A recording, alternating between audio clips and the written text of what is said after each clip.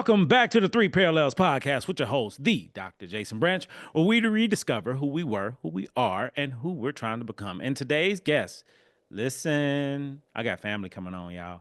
And as you know, when family's here, we like to cut up, we like to act up. So this particular guest, we've been talking for a while, for years. We've known each other for years and just grew more connected over the years. And we have these conversations anyway. We just inviting y'all in. So this person is very special to me because we met at a very dark time for both of us, where we were impacted by a friend or family member that died by suicide.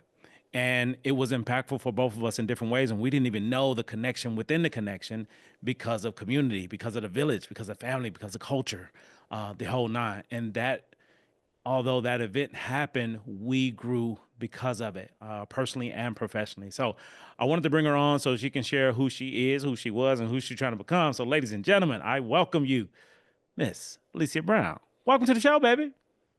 Thank you for having me. I'm so excited. Yes, indeed. Yes, indeed. Now, listen, this is a treat for you, for y'all. For the listeners, this is a treat. I get this all the time, but they get they get some of you now. So if you could share your story, you can go as far back as you want or go wherever you want.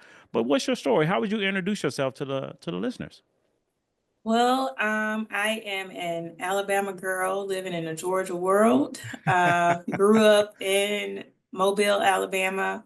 I lived in Birmingham, Alabama for a significant amount of time from college, went to UAB and stayed in Birmingham till about 2018. And I've been in Georgia since then.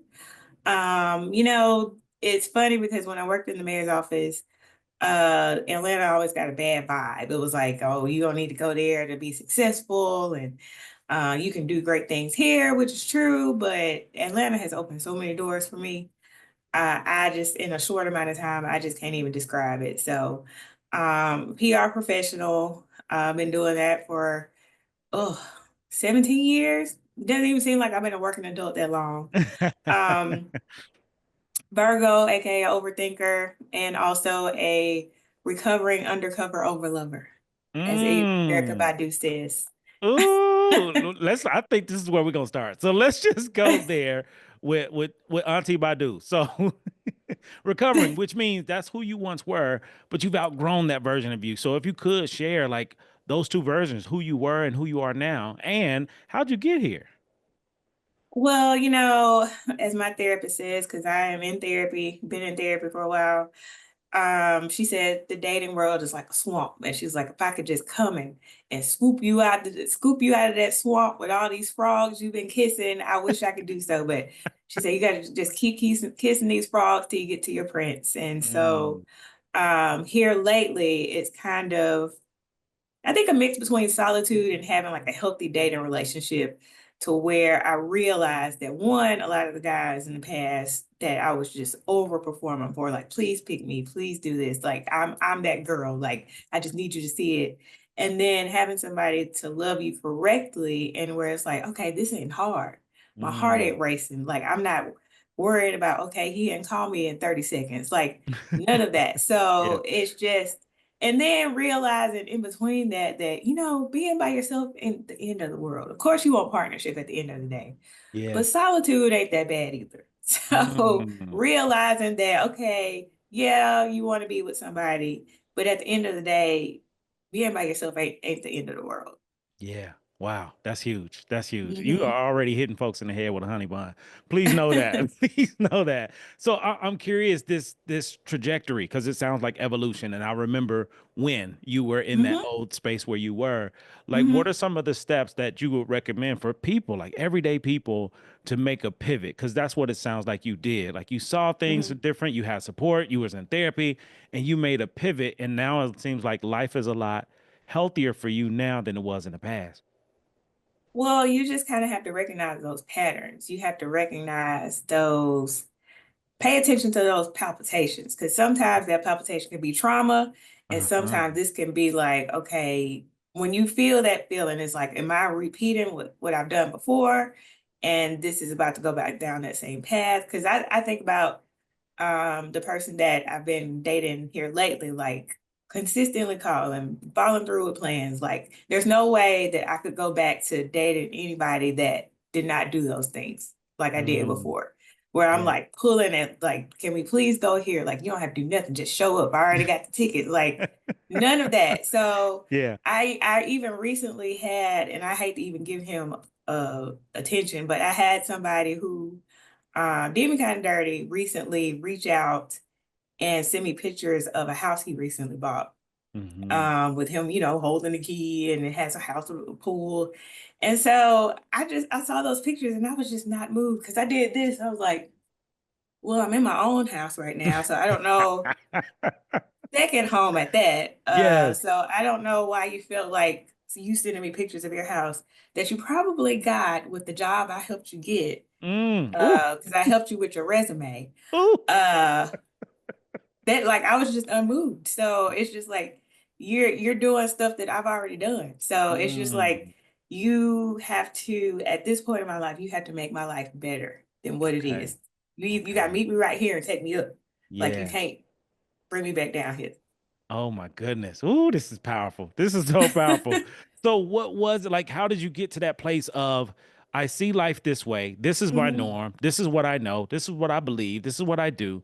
And then over time, you just start seeing life differently. Even with what you just shared, like Hmm. the picture didn't move you. It may have moved you in the past, but it didn't move Right. you because not only you've been there and done that twice to be Hmm. exact.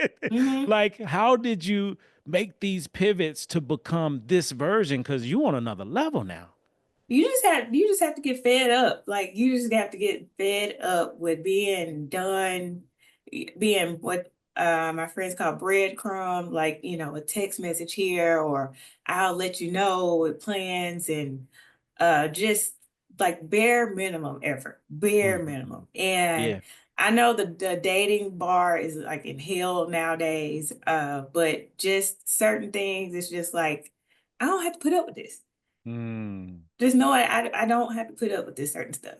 Like, yeah. in the name of having somebody, I don't have to put up with it. So it sounds like, and I don't know if therapy is credited for all of this, but it sounds like you started to see yourself differently. You started to look at you differently and value Hmm. yourself differently, and that allowed you to kind of move differently because you saw you differently. Is Absolutely. that valid? Absolutely. And I hate to say, monetary, money is a motivator. Hmm. And, when I was working in Birmingham, I actually had recently did a Facebook status about this. I wasn't making that much money. Now, I'm not Hmm. up here balling out of control, but I am making more money. And Hmm. so it's like certain things where I would, want a partner to do, I can do for myself. And that's not Mm, to say I don't need a partner, but it's just like I'm just moving different now. yeah, And I have a little more confidence because I'm able to do those things for myself. And so it's like I don't necessarily need somebody. It would be a plus, but I'm yeah. not out here needing somebody to help pay a mortgage or a car note or anything like that. Yeah. Oh man, I love it. So with this being said, I'm curious. So is the rumor true? Like you moved to Atlanta, your whole life changed for the better. Is this Yeah, yeah, is this a real yeah, thing? yeah. Now I will say, one thing I did learn mental health wise is, how you have that destination mindset. If I'm just gonna leave here and everything's gonna go right. Miss Depression had her U-Haul and followed me straight to Georgia. Uh, We gotta talk and about it. I love it. Let's talk about it. that's when I was like, oh wait, but I'm somewhere different. Like, I'm not supposed to be dealing with depression and stuff no more. Like, I'm somewhere different now. And she Yeah. was like, so girl, where's the remote? Like, I'm still here now. Don't don't Yeah. don't get it twisted. No matter where you go, I can still, I got a car too. So you thought you so did you think you were escaping it or you just thought like things would change, would be different? Yes, I thought that, okay, I'm in a different location now. I'm dealing with different people. I go places I don't know a soul. Like, everything is gonna be on the up and up. Things are gonna be different now. And it was just like thief in the night. It was just, I'll never forget. I watched the movie A Star is Born, which is depressing as hell. Wouldn't recommend, 0 stars. And it was just like something snapped that night after watching that movie. Mm, and I couldn't shake it. mm, And I was like, okay, wait, I'm in a new place. Like these people don't know I deal with depression. These people don't know I deal with anxiety. So I gotta stay face. I gotta keep this, persona going. And that just made it 10 times worse. The wow. more I Wow. tried to fight it, the more I tried to hide it, the more the tears welled up in my eyes, the more I'm like fumbling with my words and all that. So that was a really big shift as far as mental health goes for me, is realizing you can feel like, if you move somewhere else, things gonna be better. But if you don't deal with what's going on in here and in here, Yes. it'll show back up. Oh, wait, this is powerful. So we already in the basement. So we're gonna hang out down here. And for the new listeners, when it comes to the basement, that's the emotion, that's the heart, that's the internal, that's the work that many of us just refuse to do because number one, we don't know how. It's too scary, it's uncomfortable because the basement is where all the dark things that happen to us, we throw it down there and lock it up. But what I'm Mm-hmm. hearing from you is you recognize it, you knew what it was, you took the lock off the door, went down in that basement and started doing some work. That's what it sounds Mm-hmm. like. So Mm-hmm. how did you I'm curious to know like how did you begin that process and thinking about us, our culture, black folks in therapy and church and religion, how did you Mm-hmm. overcome those barriers to even consider getting help, getting support, or even looking at you as in, okay, this is not the norm and I'm not okay. How did you get there? Right. Well, I have to, and I have not really admitted this publicly, but I guess it doesn't matter because this is going to help somebody. But I am a medication advocate, medication for anxiety and depression. Um, when I got to that point, it was at the point to where I was sitting at my desk and I had tears in my eyes, and my coworker came and she was supposed to meeting with me in my office. And she stopped at the door. She said, "Are you okay?" I said, "I'm fine. Let's go ahead and meet." Tears rolling down my face. I said, "We good. Like, Mm, let's just meet." So we meet or whatever. And she said, "Are you okay?" And she's like, I said, "Yeah, I'm good." She's like, "I don't believe that one bit, but okay." mm, So I had took a sick day that next day. I was like, okay, let me just take a sick day. And then I had a emergency session with my therapist to kind of talk about how I was feeling. And then we determined that it had been a while since I've been on the medicine or whatever. So kind of started that back up to get back regulated and, kind of got back level. But it was just like, okay, wait, because mhm, I was a journaler. I always exercise, have always exercised. So when I got to the point where I realized that, oh, we at the level now where that ain't working no more. That was another shift because I'm like, wait, I journal, I exercise, no, medication, absolutely not. Like I'm not that girl. I don't have to do all that. yeah. And it was like, okay, girl, do you want to keep crying for and not know what you're crying for, or do you want to feel like yourself again? Mm, So it took because we are praying away. come on. Uh I'm a preacher's kid, and even my parents have been very supportive of therapy. They're actually in therapy now, my mom and my dad, in What? their Oh, late 70s, whoa, started whoa, whoa, therapy. time out. Whoa, whoa. Well, I was not even ready for this one. So you got to tell that story too, because this is so powerful. Like you said, like you sharing your story, your journey is so powerful for so many people that's listening that may be in that same space that you were Mhm, in and not having this conversation or not hearing people talk about it. So it sounds like, also not only you were doing the work for yourself, but it kind of bled into your family where they mhm. consider something different. So tell us more about it. So my parents know I've been going to therapy forever, and my mom and dad have really good coverage with they're both retired. And she was like, well, it's only gonna be about $15-$20 for me to go. So I guess I'm gonna go. And now I don't know who Miss Davis is, but Miss Davis, anytime she's dealing with some kind of problem, she's like, "Oh, Miss Davis, Miss Davis. Oh, wait till I tell Miss Davis." Ah, Now, I don't know. My daddy, that's another story. I don't know, because he claims Miss Davis told him to just be himself. And I was like, I'm pretty sure she didn't say that. But okay, at least you're going. At least yeah, you're going. yeah. Uh, and I've had several friends reach out to me and say, "Hey, it's because of you that I've started therapy." Um, I just reached out to a friend yesterday. "Hey, you say you're gonna email that therapist back. It's 2025. Like, let's get this ball rolling." Or, Yeah. one of my other friends that she was having some kind of issue. I said, "You know who can help you unpack that? A therapist." Wow. Wow. Wow. So you've transitioned to a mental health advocate. Like you're an advocate. You Absolutely. have changed some things, and even from when we reconnected, because we connected back in the day in Right. undergrad, Mm-hmm. when we reconnected because of the loss what we experienced, like it was, Mm-hmm. I felt as though it was immediate. Where you like, man, wait a minute, something something is up, something is going on, and you start hosting seminars and webinars and workshops and doing all this stuff. So if you could tell us that journey of this shift of, mental health, wellness is really important, and now Mm-hmm. being an advocate for it, because you could have kept it to yourself, but you're Mm-hmm. sharing it and you want other people to do well or do better Mm-hmm. as you are. How did you get to this place?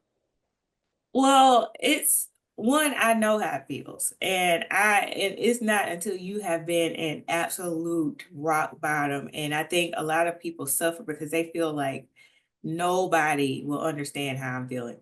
And until you're in a place to where you just don't know what to do, you don't know why you're crying, you don't know what you're upset about, you don't know why your heart is racing, and you have to pull yourself out of that. Like you can't. I remember I had a Facebook status recently from years ago saying you can choose to be happy. No, you can't. Not when you're Mm. depressed, you can't. Like no matter no matter what you do, you can like it doesn't. And I just know how I felt when I first had my first what I call boxing match with depression, and knowing how that felt, knowing what it took to get back to what I call the light and out of that sunken place. And I just want other people to know that, what you're feeling is normal. What if there is something that can be done about it, and I understand how you feel. Like I totally get it. And there is light at the end of the tunnel. And something else that was hard for me to accept is that even when I have these depressive moments, like I have to accept the fact that Alicia's not gonna always be happy. And I have to feel those feelings when I'm not happy. Like when I'm Mhm. anxious or when I'm angry or when I'm sad and I don't really know why. Like feel that. Like I Mm. can't, depression is like, okay, if I'm sad right now, am I gonna get depressed? It's like always that fear of sadness is gonna be the other extreme.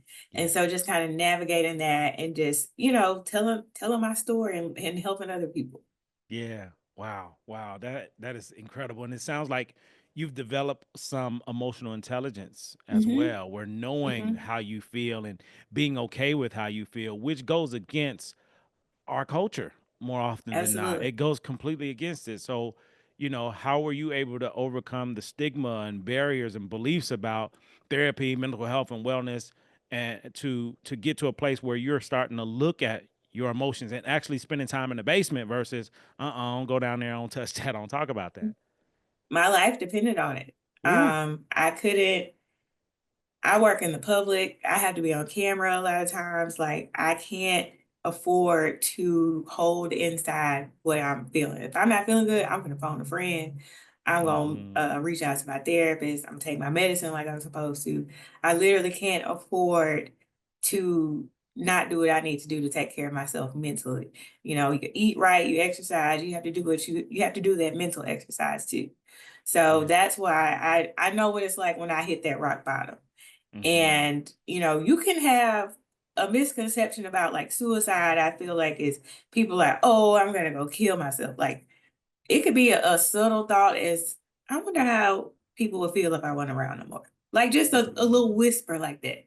Like Yeah. it didn't have to be like I'm just gonna jump off a bridge. Nope. It could be well, I wonder if anybody will be sad if I went here no more. Like Yeah. something like that. Yeah. So, I can't afford it. That's my own thing. I can't afford it. My life depends on it, literally. Ooh, that's next level. You are on a whole nother level. I'm so glad you're sharing all of this because so many people don't know. They're not aware. So Mhm, two questions related to, being a professional, young black professional, high achiever, working at a very high level in the public eye, and deciding like I have to do more for me. I have to take care of me. Like, how did you get to that place? And then in addition, if you were to offer suggestions, recommendations for those who are at that high level as well, to mhm. begin the process of finding a therapist or getting a therapist or even working with somebody, because that's a dance. That's a whole process Right, too. mhm, What would you mhm. recommend based off of your journey? Well, I think working in politics as long as I did showed me how quick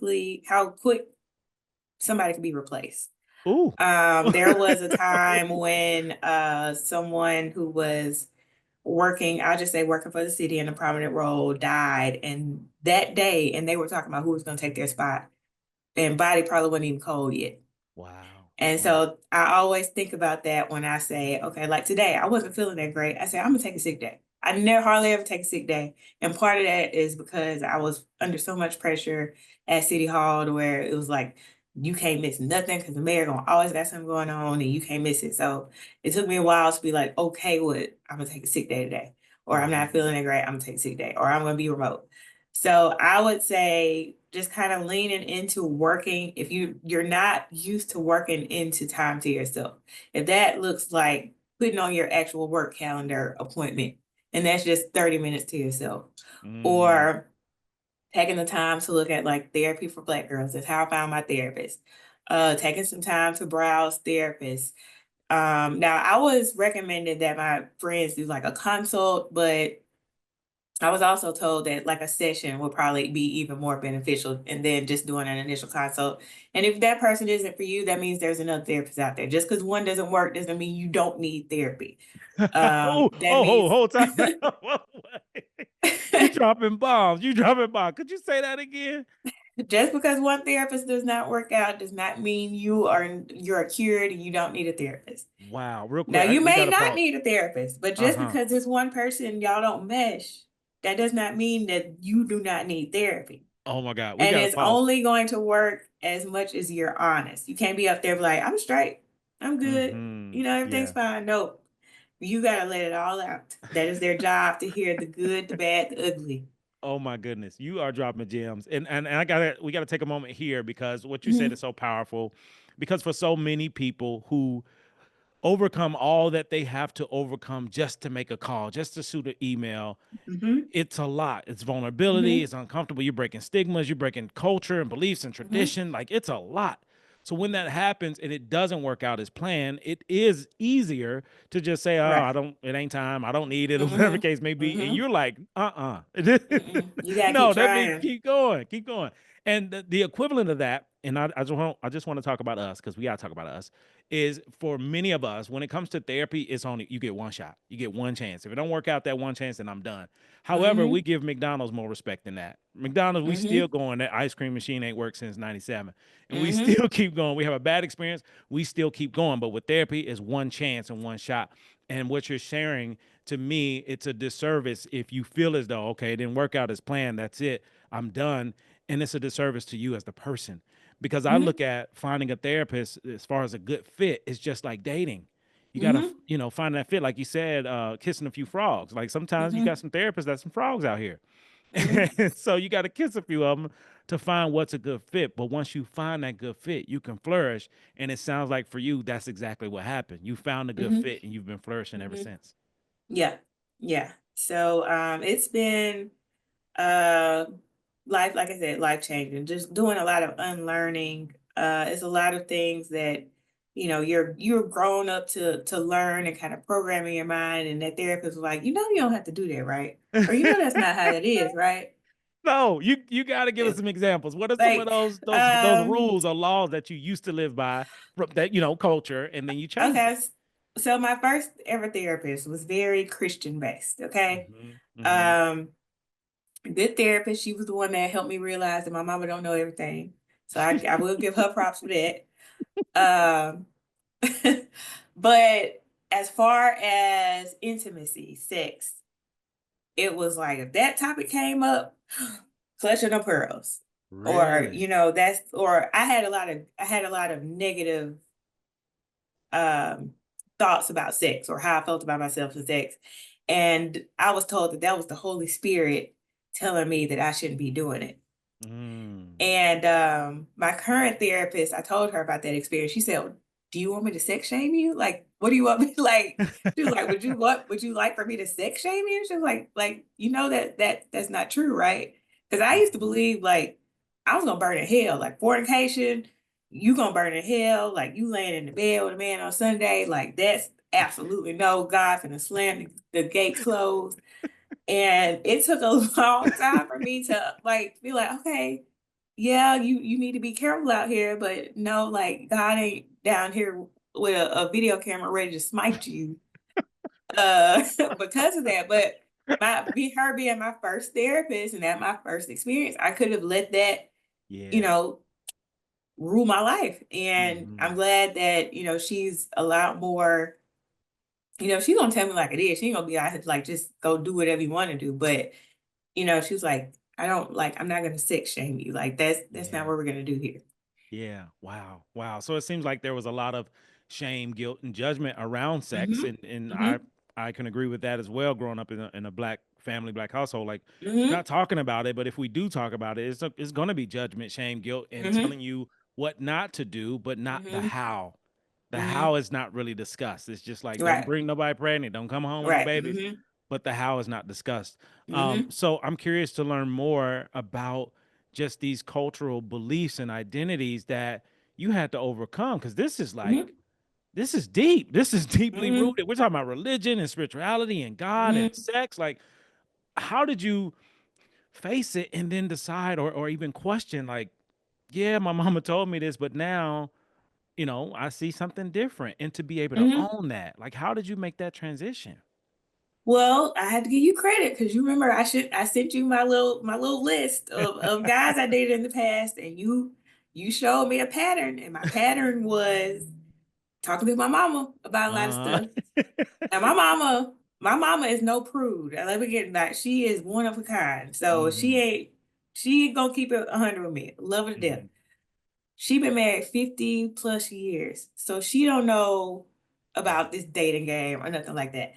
But I had to realize that I need to pull back with some of the stuff Mm, I'm sharing with these experiences because although the intentions are well, yeah. it's like she's influencing my decisions. And I don't Mm, need that. I need to be making these decisions on my own. And I know she doesn't know what it's like because I tell you, I went to dinner or we went to lunch with my mom and one of my good friends and her mom, and they're all married. My friend, my mom, and her mom, and they were talking about a family member who had a dating situation recently and talking about what she could have did and all that. So I was like, hold up now, y'all ain't been out in these streets, so let's not automatically assume right. that because something is because something she did wrong. That's not to say that Hmm. she was blameless, but y'all don't know what it's like to be dating in a digital age. Y'all don't know what it's like to be ghosted or have to start all the way over and get to know somebody from scratch time and time again. So, like, you just kind of have to, I had to pull back. And as hard as it was, it helped me to kind of see things a little less skewed. Yeah. Yeah. So to go a little further with that, for you being around, like your parents been married for 50 years and you out here in these streets dating, like how was Mm-hmm. that pressure? Like, oh my God, I need to be married too. I'm supposed to be married by now. And that timeline, how did you work through that? Because what I'm hearing from you, like you don't live that life anymore. You used to, Right. but you don't live it anymore. So how did you overcome that, especially having two parents at home that's been together for 50 years? Well, I think just knowing, just getting older and realizing that your timeline doesn't have to mirror everybody else's, and that was the thing back then. Like you get married and you have kids, you work a job for the rest of your life. End of Yeah. story. Yeah. But now it's like, okay, well, I don't necessarily have to get married. That would be nice, but Yeah. I don't have to get married. And also knowing how hard, it's a lot of hard work. Yeah. And it takes nowadays, or it takes a little longer to get your stride and to get a high paying job and all that kind of stuff. So I think just getting older and realizing, okay, well, this may not happen for me right now, but maybe I'm one of those people that's gonna get married later on down the line. And if Yeah. I don't, I still have a pretty good life. So I'm good either way. I love it. I love it. This is growth at a whole nother level. And I'm love the fact of like even our humble beginnings together, in parallel universes from undergrad to furthering our education and just growing and developing. And I'm curious to know, switching gears outside of the relationship piece, you also learned about taking risk and stepping out your comfort zone and doing something new and different, like to be in Birmingham most of your life and then decide, I'm out, I'm gonna leave this job, I'm a pull the plug and I'm just going to go and create my own. And Mhm. that's what you did. So, how did you Mhm. get to that place where you had enough courage to leap, to jump? Because a lot of people, are in positions, places, states, countries, counties, the whole nine, and they never left because of fear or Mhm. everything else. You did it. And you're probably more successful now that you have left Mhm. than where you were before. So, what did it take for you to make that transition to jump? Well, let me be clear. I was forced to jump because I was laid off. Okay, well, So, let's get some transparency in here. however, you could not tell me now for background, I worked for the city, new mayor got elected, pretty much cleared house. So it cleared everybody from the previous administration. You could not tell me, Dr. Branch, that I wasn't gonna be at UAB, at Regions, where else everybody work at in Birmingham? One of those big Yeah, companies, and I'm right. still gonna have my little house. I'm still in my little safe bubble of routine. Like that was gonna be it.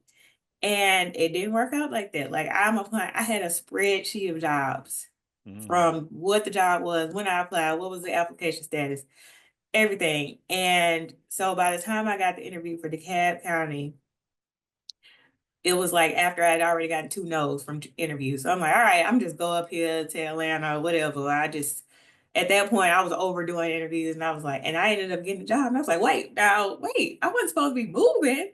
Like I'm still supposed to be in Birmingham. And thankfully, I had family here that made the transition a lot smoother. But I wouldn't even change the time in my car because I just would not accept the fact that I was like truly in this new shift. Because I was like, no, I contrary to people believe, because when you get moved somewhere else and you're doing better, people are like, oh, she forgot where she came from. I had no intention of leaving Birmingham, none mhm. whatsoever. Yeah. But now that I'm gone, it's like, okay, that would have held me back. I wouldn't be doing Ooh, what I'm doing here. wow. Wow. Let's dive into it. What are some of those things like you recognize now being on the other side of, because it sounds like your perspective shifted being in Atlanta, Hmm. like you became exposed to more new and different things that Hmm. shifted your perspective. So tell us more about, where you could have been if you would have stayed versus where you are now. Well, I think there's a lot of success in Birmingham, but there's also a lot of gatekeeping, in my opinion. Okay. And there's a lot of groups and different initiatives and things that are hard to infiltrate if you're not already in these circles. Hmm. And here, it's such a big city. It's like room for everybody. Like Mm. it's room for everybody to succeed. Um, I did a leadership program. I hate to say it, but I probably would not have had that opportunity because there's such limited organizations down there. I did that. I've met some incredible women that I'm super close to this day just from doing that program. Being a part of the Southern Company, like that's extremely hard to do in Alabama. Like you gotta know somebody that knows somebody that knows somebody's second cousin. Yeah. So like had no, just door after door opening. I'm just so grateful. Of course, I have to credit Birmingham for not only shaping me to get to this point, because my time at the city pretty much prepared me for anything. Yeah. But it's just been just even with things to do. Like if I want to be in the mix, I can be in the mix. But if I want to be at home enjoying my mortgage, I can do that. But I have that choice.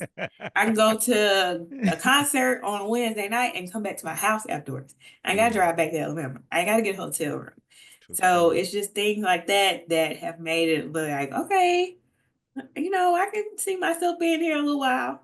Yeah. Oh, that's beautiful. I love it. I love it. To the listeners, I hope this gives you some examples of what happens when you are willing to step outside your comfort zone. Yes, the circumstances was out of your control, but you took control of the Hmm. circumstances. And for many of us, we look at the circumstances as the dead end. Like this is it. This is as Hmm. good as it gets. And you decided Hmm. not to do that, which I think is so beautiful and powerful.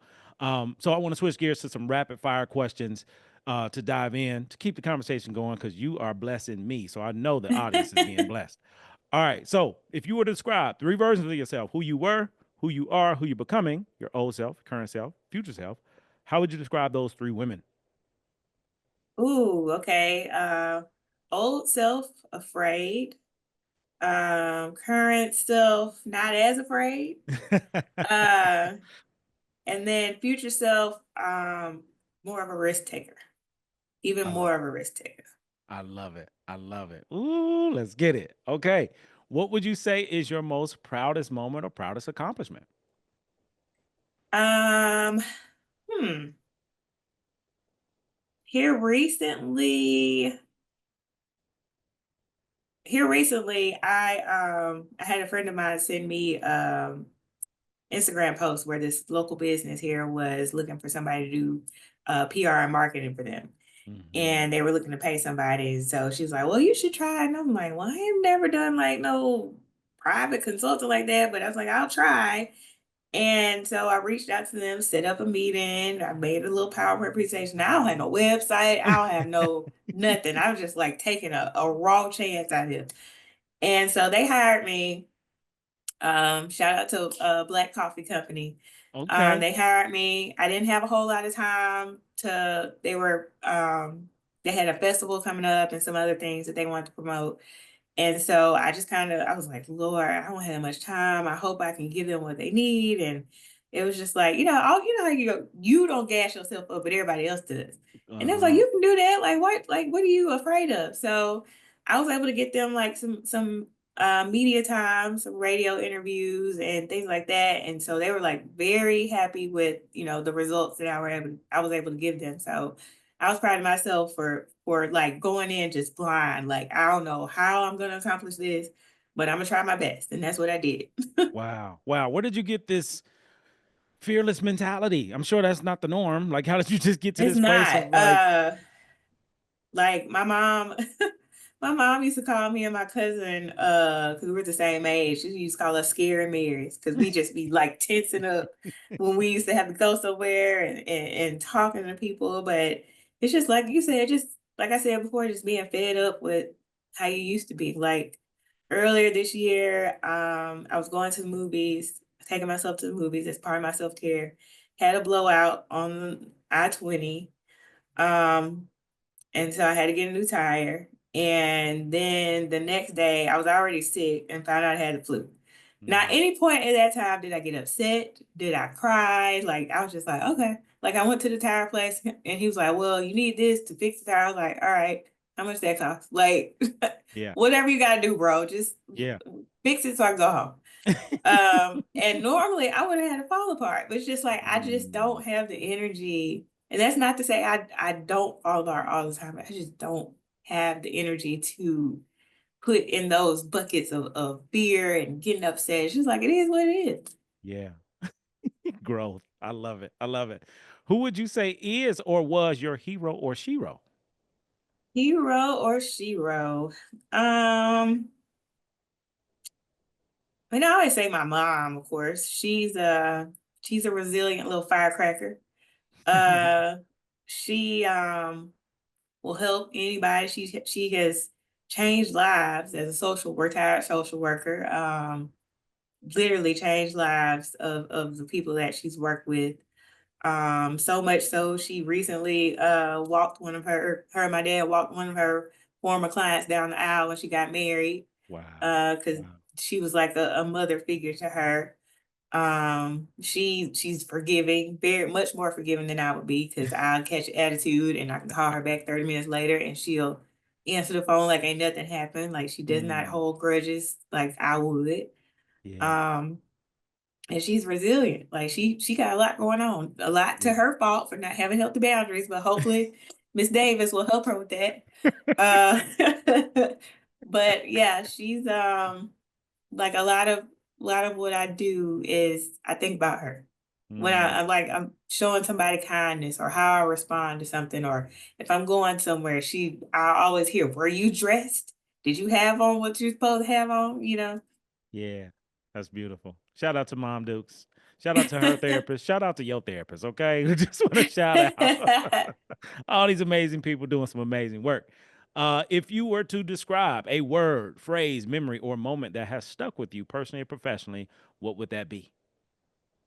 A moment that has stuck with me personally or professionally. I thought I wrote this down because I feel like I had, nope, I didn't answer that one. Okay. Um, professionally, what comes to mind is God bless Mayor Langford's soul. Um, it was a time where my boss at the time was out of town, and he was calling me for everything. He never like asked me for nothing, but she was out of town, and he was just like calling me back in his office every 5 minutes. And he said, "Listen to me. I want you to learn everything that she does because one day you're gonna be doing it." Mm. And I did. Like I ended up being the PR person for the library. I do PR now, but he said, I'll never forget that. He said, you learn everything you can right now because one day you're gonna be doing that. Oh, that's beautiful. That's beautiful. Whew, man, you got me over here. So I know you got the listeners. This is so good. So because you've worked in an industry where you're in the public space, public eye, public sector, and you navigate those worlds, you've come across with a lot of people from, Hmm. family, church, all the way to where you are now. I'm curious Hmm. to know, what have you learned about people on this journey of life? Um, I would say, everybody's dealing with their own thing. Mm, Sometimes the way somebody treats you doesn't have anything to do with you. come on. Um, kindness, you can always treat somebody kind. I know it's hard to be kind to people all the time, but I remember when I was right before I lost my job, this man stopped me in the hallway at City Hall, and he said, and we had never really worked together. He said, "You one of the people I ain't worried about." He said, "I feel like," he said, "you've always been pleasant anytime we cross paths." And now he said, "I'm not worried about you finding something else if you have to." And I also read this book recently called The Mountain Is You, and just learning about people ain't really think about you like the way you think they are. Like people really ain't studying you like the way you think they are. So like don't be so focused about what people think because they really ain't Hmm. thinking about you. That's real. Like Ooh, that is so good. This again, you are blessing me. Okay, I don't know about y'all listeners. This might just be for me and you. Okay, because you are blessing me right now. So now let's go back to the basement, but on the top shelf. We ain't gotta go in the dark space. If you could share a interesting fact about yourself or something about you people wouldn't believe about you. oh,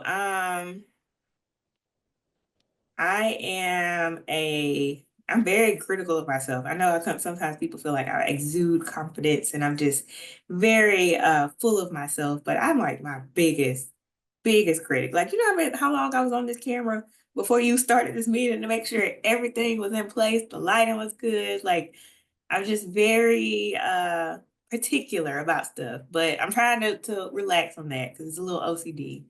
And then I really feel like a kid in an adult's body. Like I love all things cartoon. I love like reruns. I am a rerun queen. And that's also something like the guy I'm dating, he's like, you need to try something new. You need to learn to watch something new. He's like, that's my little comfort. Like I know what's Hmm. gonna happen on Living Single. I know what's Hmm. gonna happen on Golden Girls. But if I'm watching this scary movie and my heart beating out of my chest, I don't want to watch that. Like, I don't know what's about to happen. So I like predictable, light-hearted things. Like that's my little comfort bubble. I see. I see. I love it. I love it. And I love the fact that you're willing to step outside your comfort zone. And please know, I'm already a fan of him. So let him know I said what up because he's helping you to become better. This is the evolution. And real quick, when it comes to relationships, my belief is being able to connect with a partner that enhances your life. He Mhm, sounds like he compliments you. Y'all compliment each mhm, other, which is a great thing. So I love to hear that. And now you're only going to get better. Like, you got a mhm, supportive partner who's going to hold you accountable and challenge you to step outside your comfort zone. So you too, individually and collectively, can only get better from here. So, mhm, before we get out of here, this show, I like to offer life work. Life work is a little bit different than homework. Homework, you take it home, you do it, you turn it in, you never remember it again. Life work, you take it home, you do it, your life can change. I feel as though your life has changed in so many different ways because you have invested in yourself and you've been mhm, getting return after return after return. And just being your friend, your partner in this life and just watching you win. Ooh, come on, church. Watching you just watching you win because you shifted. You had a Mhm. pivot. So if you could offer something to the listeners, something that, they could use to help them pivot, to help them evolve or change, what would that be to kind of get them to move in a direction that works best for them, just like you did for yourself? I think sometimes you just have to sit with yourself. Um, a lot of times, if you constantly got to be somewhere, you constantly got to be doing something, there's a problem there. Because Ooh, if you can't just be sitting here, I can sit here for hours and enjoy my little company. If you can't enjoy your own company, figure out why that is. Figure out why you feel like you always have to be doing something. Figure out why you can't just, chill at home, or you need to always be doing something, because there's something there. wow. And then if you're one of those people who always have, like me, like realizing there's always going to be a to-do list. And Hmm. sometimes you don't have to do that to-do list. Like Yeah. sometimes it's okay if you didn't fold the clothes right away, or, just I'll never forget, this guy in Birmingham told me professionally that you eat an elephant one bite at a time. Hmm. So you eat that elephant one bite at a time. Don't try to get it all done in one day. And take that time for yourself. Even my therapist, she said, even when you get married or and have children, you still gonna have to have that time to yourself. Like Come find on. out what that thing is Yes, that indeed. brings you joy, that's just for you. One of Yes. my classmates just uh design her own craft room. That's for her. Like no kids Yeah. could come in there. Like Mm, that's her space. And yeah. so you got to do that, find out what that thing is for you.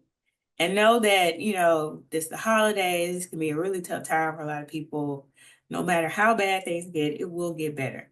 It may not be immediate, but it's gonna get better. There is light at the end of the tunnel. You just gotta hang in there. I love it. I love it. Now, I want to go a step further because I'm aware, and I'm curious, like if you can offer life work for women in this dating world, in this Mhm. relationship world, in this, oh my God, men can be so horrible. Like if you Mhm. could offer something to them, what would it be? Um, You just gotta, unfortunately, well, I'm not gonna say unfortunately, you gotta keep trying. You can't, like we said with the therapist, one doesn't work out. That doesn't mean that's just not for you. That's just not that person.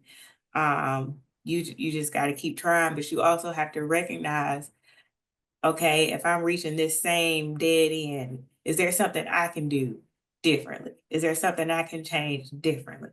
And there's certain things now that I've experienced where, like, if push comes to shove and I date someone else, there's certain things I'm just not going to take off the rip because Hmm. I didn't have that before. So, learning, and then also not being so focused on it. Like Yeah. sometimes just go out to have a good time, not go out to meet somebody, or not even like there used to be a time where I dreaded Friday nights at home by myself, like, oh, I wish somebody was here, or oh, I wish I was on a date. Learn to enjoy yourself. I know that's cliche to say, but you have to learn to be okay with your own company, because at the end of the day, you with you all the time. Oh my goodness. Listen to me. Ooh, I just want to give you your bouquet, okay? Roses, flowers, everything in between, because I remember when. I remember the who, just like you remember the who I was and where we are now. And I love the growth because I feel like so many weight, so much baggage has been lifted off of you. Like you don't Mhm. carry a lot of that stuff anymore. Even, and I'm noticed something, talking about your current relationship. Yeah, this is good, this is great, we building, but even if it don't move, even if it doesn't end the way I wanted to end, if it whatever happens, I'm still okay. Like you're on a Mhm. whole nother level. And that Mhm. just speaks volumes to who you are. I am proud. I am impressed. I am thankful. I appreciate and value our connection. And like we help each other get better. We've always done that, and that's Mhm. just going to Mhm. continue. And just seeing who you are right now and where you about to go from here, like man, I can't Mhm. imagine. And now you're willing, as always, to share you with the world. Like I don't know if you know the impact that you will make to the listeners by sharing your truth and sharing your story. Yeah, I was just telling a friend that it's been kind of on my heart and I don't know if my pastor gonna say yes or no, but to speak during, because we my church highlights every month. I gotta give them their prop. They gonna highlight Mental Health Awareness Month. They gonna have domestic violence, diabetes, all that. Yeah. But just to talk about that parallel between, you know, faith Yeah. and action when it Yeah. comes to mental health. Mm-hmm. Mm-hmm. Cause that, you know, that I'm a witness. I pray, and I can tell you that just praying alone was not getting the job done. I'm sorry. And the Lord knows, but you know, just like he give us a heart doctor and foot doctor and all that, you got a head doctor. And True you got to do story. what you got to go see that head doctor. Come on now. I love it. Thank you so much for sharing all of this. Any final thoughts you want to leave with the listeners before we get out of here? I just want to give a shout out to Marcus, who is the reason why we're here. God rest his soul. Just one of the beautiful things that came from that unfortunate situation. But I'm glad that we connected, and you know, if anybody out there is hurting or feeling like they have nobody to turn to, you absolutely do. There are a lot of resources out there. Like, don't be ashamed. Do whatever you got to do because we need you here. All facts all day. Mic drop. Mic drop. Thank you so much for joining us on the show. You have been a blessing to me, so I know you've been a blessing to the listeners. If the listeners want to give you some flowers, want to give you a shout out, want to give you a hug, whatever the case may be, or they in Atlanta and need somebody to kick it with that's on that level, how can they get in touch with you? Ooh, nobody's ever asked me this. My Instagram, I guess, is Brown Coffee 85. Um, yeah, that's probably the best way. My Instagram. All right. All right. Oh, also, by the way, Alicia Brown is part of the first Black female sorority in the world, and got to give that Period. shout out. Got to give that shout out. Alpha Kappa Alpha Sorority Incorporated. I like to highlight Greeks on this podcast as well. I'm a member of the first Black fraternity because it's a community, it's a connection. So if you know a AK, if you know of a AK, if you want to be a AK, like this show is going to help us get connected, build this family, build this community, so we can become better versions of ourselves. Thank you again for being on this show. Thank you for being you. Thank you Thank for you for being having me. This was amazing. I love it. I love it. And to the listeners, I got to share it. I hope you don't mind. Full transparency. This is Alicia's first podcast, Yes. and you're natural. Hopefully not the last, but Oh, first, yes. definitely not the last because there's going to be another season. There's going to be a few seasons. So there's so much we can talk about. So I really appreciate you for investing in you and investing in us, investing in me. This has been another phenomenal episode of Three Parallels Podcast with your host, the Dr. Jason Branch, where we rediscover who we were, we embrace who we are, we make room for who we're trying to be. If this episode has been a blessing to you in any way, shape, form, or fashion, where you got some breadcrumbs or you got hit in the head with a honey bun, don't keep it to yourself. Give it away. Share it, like, comment. Let's have some conversations about it because what was talked about on the show often is not even talked about at your kitchen table.